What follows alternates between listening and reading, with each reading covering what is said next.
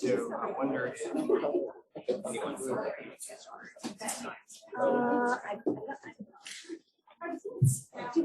we finished?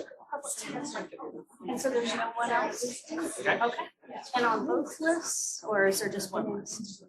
No.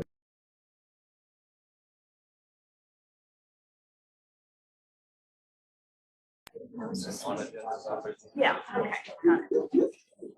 Yes. All right. Oh, good.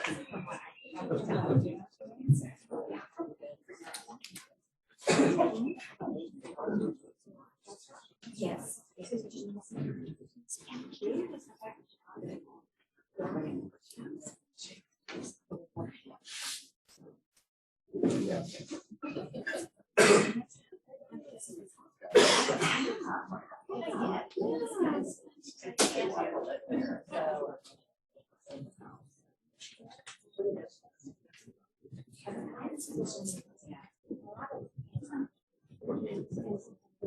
As long as we aren't starting. Okay. Yeah. Whatever they are. So, Yeah. wait.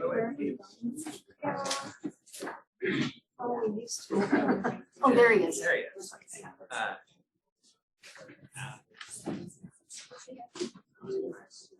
There we go. It's really to say I didn't think it was structured. No, yeah, we Sorry about that. yeah, no, that's not bad, yeah. 4 minutes, not 5. Yeah, sorry. Yeah, I jogged. All right. Good.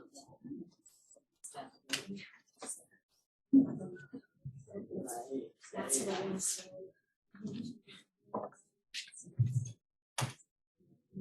Hang on, this is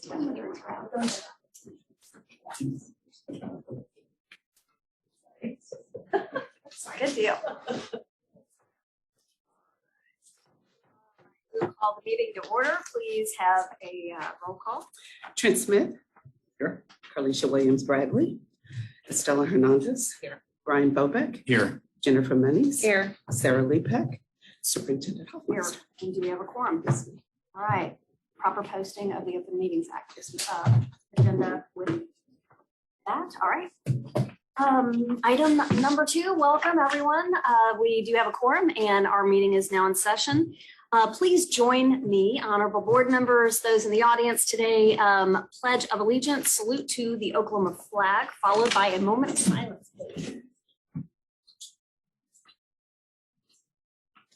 Pledge allegiance to the flag of the United States of America and to the republic for which it stands, one nation, under God, indivisible, with liberty and justice for all. I salute the flag of the state of Oklahoma. Its symbols of peace unite all people.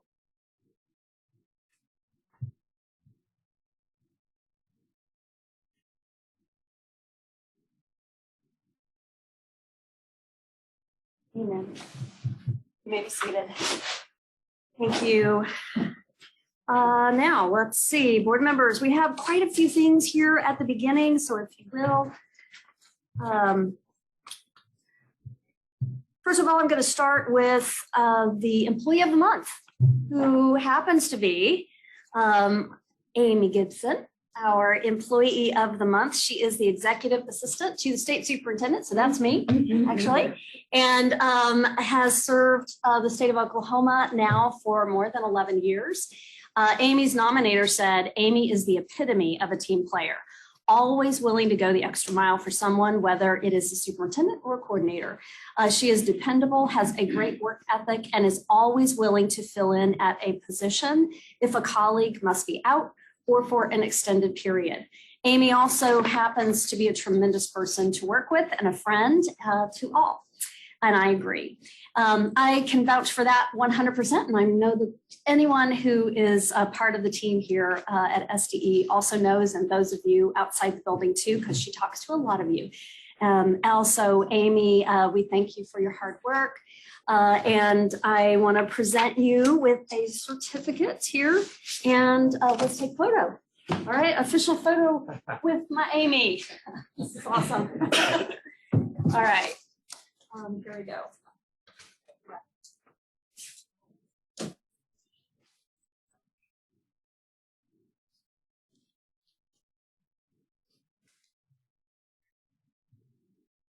Got it. All right.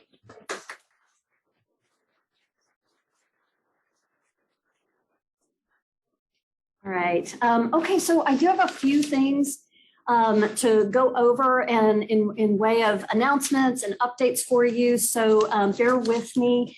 The first is that earlier this month, we announced that nearly 4 dozen praxis subject assessments, I think it was 44 maybe, and a plethora of free test preparation resources are now available to help address Oklahoma's severe teacher shortage.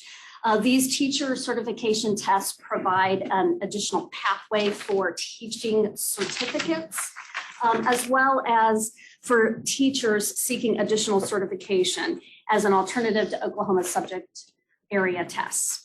It is absolutely critical that we provide every opportunity for qualified individuals to enter the classroom. And this provides that. It's already been a test that's used in a majority of other states, and with reciprocity, many of our teachers have already done that. Teach for America, for example, is another one of those teachers in our classrooms that were previously tested through Praxis. All right, so next, the School Climate Transformation Grant. I would also like to call to your attention really to the success that we are seeing with the School Climate Transformation Grant. This is a 5-year, $3.7 million grant awarded through the U.S. Department of Education, and it is making a significant positive impact in Oklahoma schools. And we've got some preliminary data we want to share. School climate can be defined as the quality and character of a school that reflects the shared norms, behaviors, priorities, and expectations of its staff and students.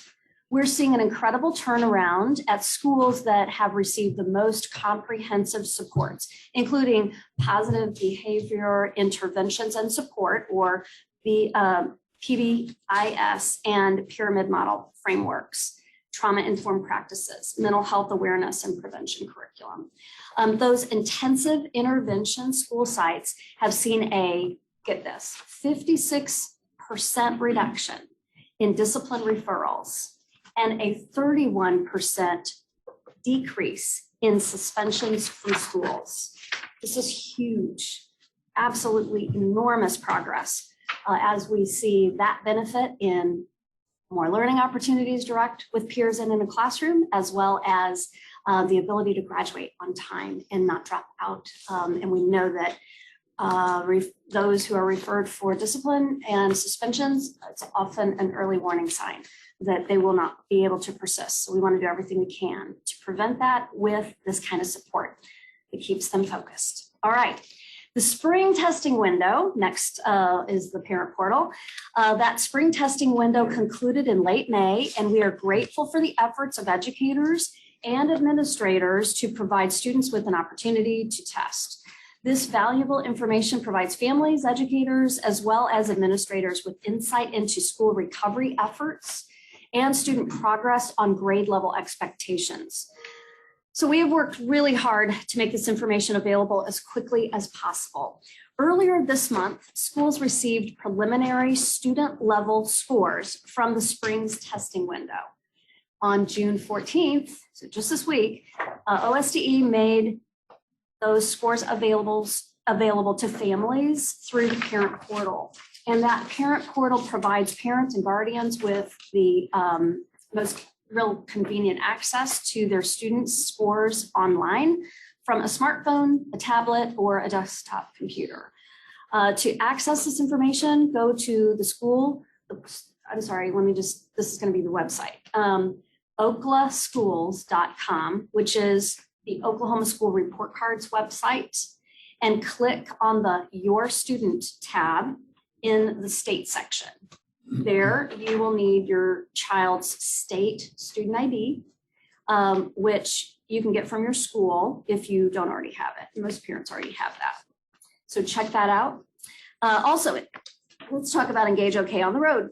For 2 years, we've missed that, and we've missed being on the road. So we are grateful to get back where we take professional development training that's required every year of teachers, and we bring that into communities.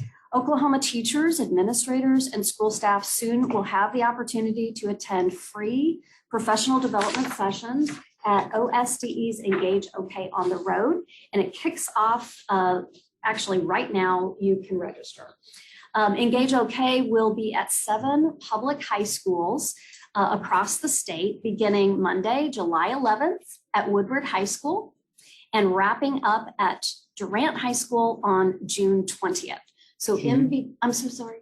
Thank you. July 20th. So in those few days, I think about 9 days, we'll be hitting those 7 sites, and more than 100 sessions are offered at each stop. So it's a lot of training brought directly to the community.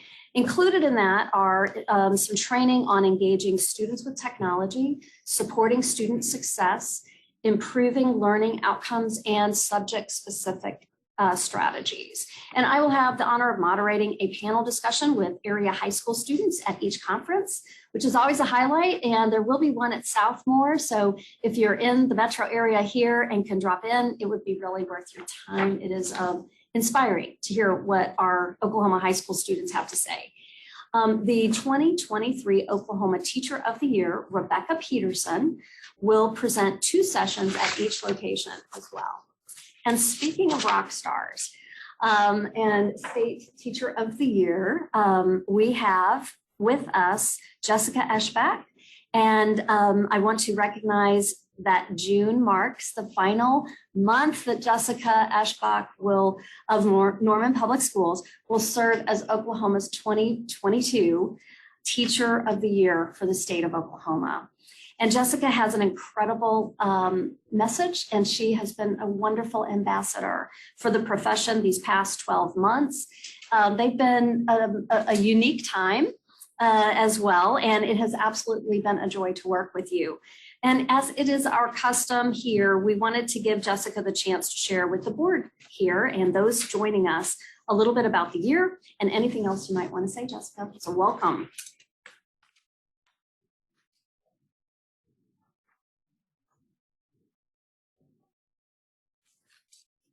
I want to express my gratitude to Superintendent Hofmeister and to the members of the board for allowing me just a few moments today to speak about my time as the Oklahoma State Teacher of the Year.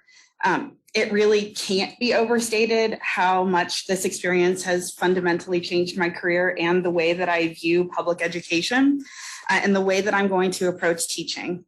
And having the chance to travel the state to work at the State Department with so many experts and to really dig into Oklahoma's public education system from a different viewpoint has been eye-opening. And I know with talking to my colleagues who are state teachers of the year across the country, not every state supports their program like you do. And I want to thank you so much for making this an opportunity that a teacher in Oklahoma gets every year, because it makes all the difference in the world.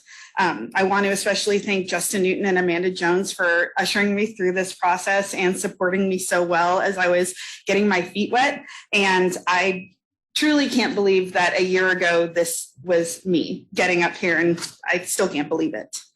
It goes without saying that through this year and through these incredibly tumultuous times, teachers in Oklahoma are doing amazing things despite all of the circumstances. I have had the chance to see the innovation, to see the passion and the uncompromising expertise firsthand as Teacher of the Year. Unfortunately, the challenges of the pandemic have at times been compounded by a shocking and unrelenting attack on the profession. The motivation of teachers, which has always and will always be to educate and support our students and prepare them for a future outside of our classroom, is now being called into question. I can only speak for myself, But I can tell you that these allegations being directed at educators are not only false, but they are damaging to a profession that we desperately need to support. We need to do better before the teacher shortage becomes insurmountable. Teachers are leaving our profession at an alarming rate, and we simply do not have enough new teachers to fill those gaps. So unless we show how much Oklahoma values education with proper funding, appropriate pay, and legislative support, I'm afraid that this problem will get worse, and it will be our students who pay the ultimate price. As a teacher who loves Oklahoma and loves the students of Oklahoma, I just want to reiterate that public education is for every single student in our state, regardless of their background, their race, their gender identity, their sexual orientation, their political affiliation, their religious beliefs, their home life. We teach them all. They all deserve a place in our schools. They all have stories and histories that deserve to be told. Our schools and our communities must continue to embrace the beautiful diversity of our kids. And by doing so, we will lay the groundwork for them to do the same and to embrace their differences as strengths rather than divisions. My time as Oklahoma Teacher of the Year has only strengthened my resolve to work for every teacher and every student in the state. I recognize how lucky I've been to be in this position of privilege to see the inner workings of education. And I know that we can continue to make strides towards equitable, high quality, groundbreaking education for the students in Oklahoma if we work together. We must act quickly. We must support educators and trust them as the experts that they are. And we must fully fund education as if our future depends on it, because it does. And let's not forget that we are all on the same side, and that's the side of the students. So thank you for the opportunity to serve Oklahoma, and thank you for your time today.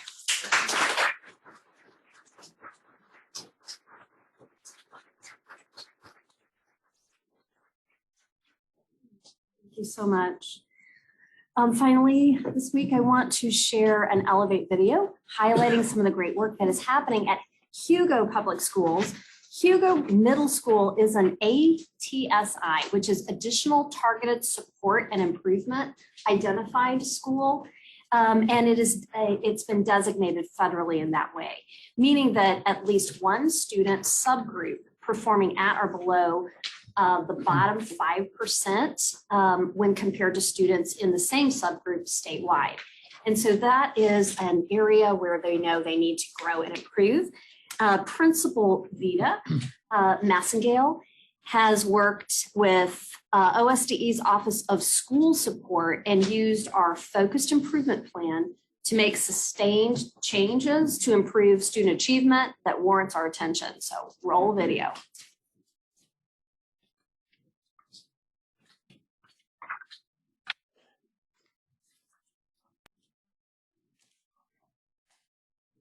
From the first day of school, this is your real work started, whether it's a question or work this math problem, and you do that every single day, just consistency. I think that plays a very big role in them being successful and knowing your expectations. We are a targeted school district because of our poor performance on the state assessments. We did not meet our goal proficiency for 3 years. When they see those test scores, it's really easy for them to get down on themselves and think that that's all they're seen for. We created our focused improvement plan last year. We wanted to go with teacher clarity, and the teachers focused on making sure that every day that their lesson that they were teaching is displayed. They had I can statements or I will statements so that the kids understood what they were going to learn before they actually started their education. Administrators walk around the rooms and see if the students could describe what they were doing. I want to make sure all the students are actively engaging in the lesson. If they can tell me what they're doing that day, that shows me that the teacher's doing a great job of explaining to what the lesson is for that day. Before it was, what are you doing today? Worksheet. Now when you go in the classroom, we're learning about polynomials and how to make irrational numbers, and there's a lot more specific vocabulary that they're saying. It makes it easy for them to go in and focus in because they know what they're going to be taught that day. Our formative assessments, there was an improvement, and we did show growth in our benchmarks. I think it's important for them to know that you are doing well and you are improving, and we're in this together. It feels good. not just to us, but to our students too. Hi, I'm Greg Fredrickson. All right, thank you so much. And now I will just recognize, I think we have 2 that have signed up that are superintendents first year meeting that requirement to join a board meeting, which is, and I'll recognize Superintendent at Chandler, Scott, is it Bade? Body, thank you. Could you stand and be recognized there? Thank you. And also we have, is it Audrey Mason at Peckham? I can't see, but I think you're there. Okay, I see your hand. Okay. Thank you very much for joining us today, and we appreciate you being here. All right, now board members, we have no one signed up for public comment at this time, and we will move on to the consent docket, which is item 6. There are 2 items here for your consideration. Move to approve. Second. Oh, I'm sorry, I did not do, we'll jump back to the minutes. I guess I missed that. We had a motion and a second. Any questions or discussion on those items? Okay. Seeing none, please call the roll. Mr. Smith? Aye. Ms. Hernandez? Aye. Mr. Bobeck? Aye. Ms. Lennox? Aye. Superintendent Hofmeister? Aye. All right, sorry for getting that out of order. Go back to 4, which is the discussion and possible action on the minutes of the May 26, 2022 regular board meeting. Okay, motion Second. and second. Any questions? Comments? All right, seeing none, please call the roll. Mr. Smith? Aye. Mr. Hernandez? Ms. Hernandez? Aye. Mr. Bobeck? Aye. Ms. Lennox? Aye. Superintendent Hofmeister? Aye. All right, that motion carries. Next is from the Assessment and Accountability Office.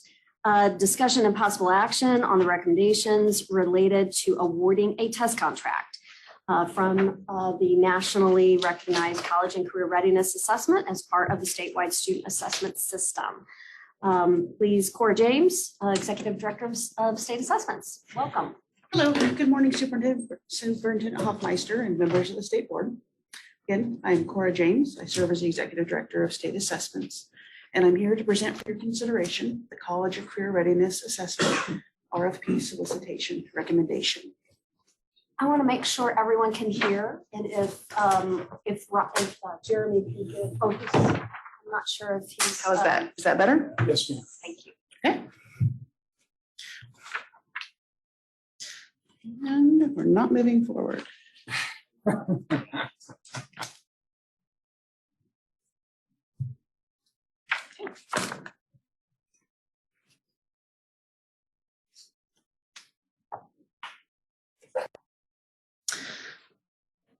Sorry, can you fix it, please?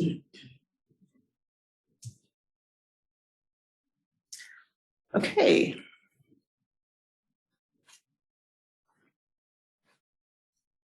It is not responding. It happens to almost every presenter, so don't feel bad. Will you just click for me? I'll make eye contact. Thank you. As you may recall, in 2016, the Oklahoma State Department of Education convened a 95-member assessment and accountability task force to evaluate Oklahoma's current state assessment system. Through these convenings, the task force and OSDE recommended a comprehensive system of assessments that included a nationally recognized and comparable assessment to be used for accountability in high school. Later that year, the recommendation was adopted by the State Board of Education, approved by the legislator, and signed by the governor. The RFP included, as a reminder, in high school, states were federally required to assess math and English language arts in grades 9 through 12 and science in grades 10 through 12. Oklahoma also requires the assessment of U.S. history once in high school. All high school assessments are administered in grade 11. And these assessments are required in order for students to receive a diploma and to graduate, as stipulated in HB 3218.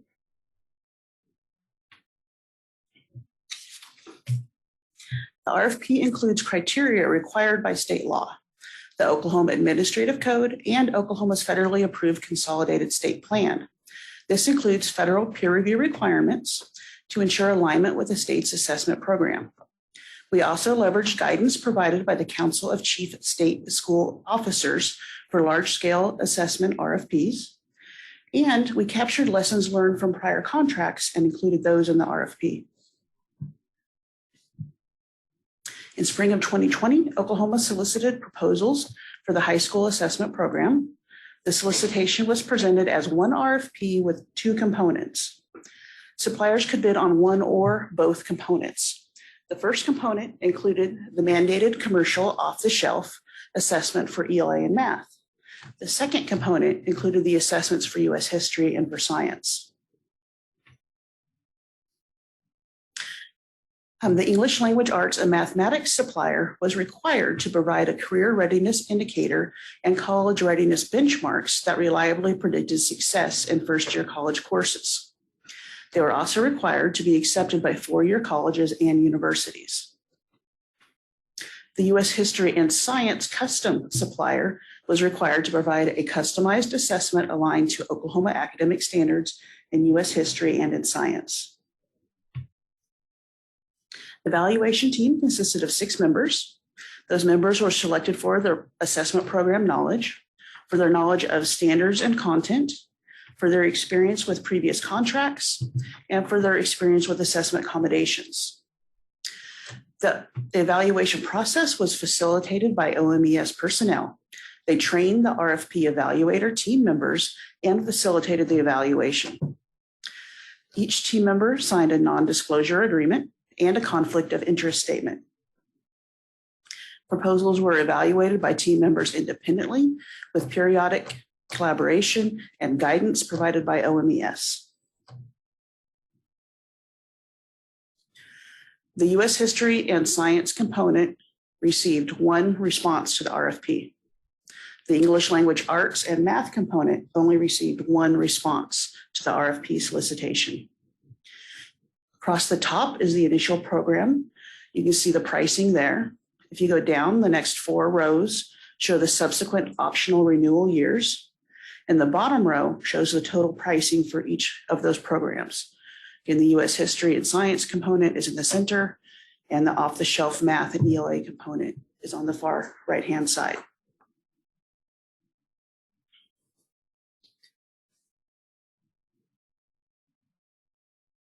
I'm going to flip it back so we can make it bigger. That's okay. At least I didn't do it this time.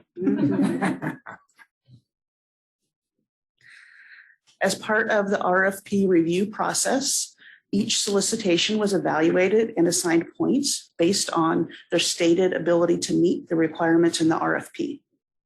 You can see on the far right, those are the total points possible, and the closer column shows the points received. This is for the custom U.S. history and science assessment, and they received 471 points out of a possible 543. Yeah, that's a good question. Please. So, and you've done these in the past. How does that compare to previous total points available and points? I have not personally done these in the past, okay. but this is about 87%. Okay. So that's fairly good. Is that about where it normally sits, you think? I would expect it to be at least that high. But again, I have not completed one of these previously. Okay, just curious. That was not the last slide. There was one more. Sorry, I didn't mean to. It's okay. Slide.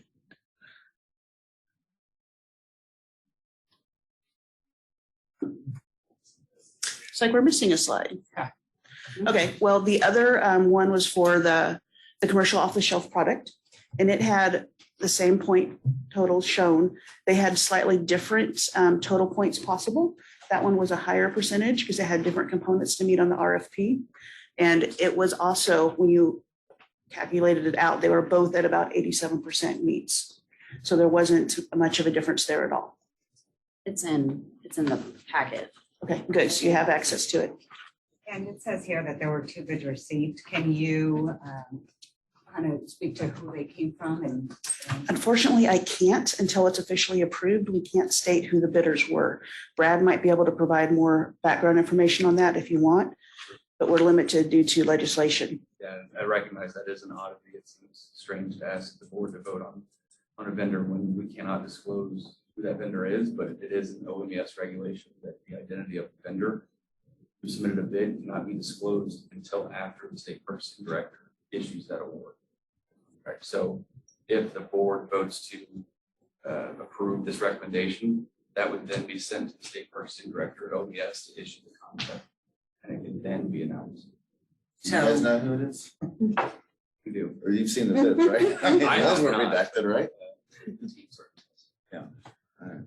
They signed non-disclosures, they said, so everybody on the teams, they obviously know, but I get it. This is not uncommon in the process in the business world.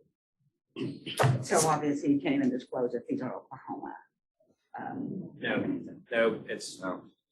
And just to echo what Brad says, it's a blind process that's set by state, and you just got to look at the criteria. Here, since there's only one, it's not that intensive, but we can't suggest or hint that would.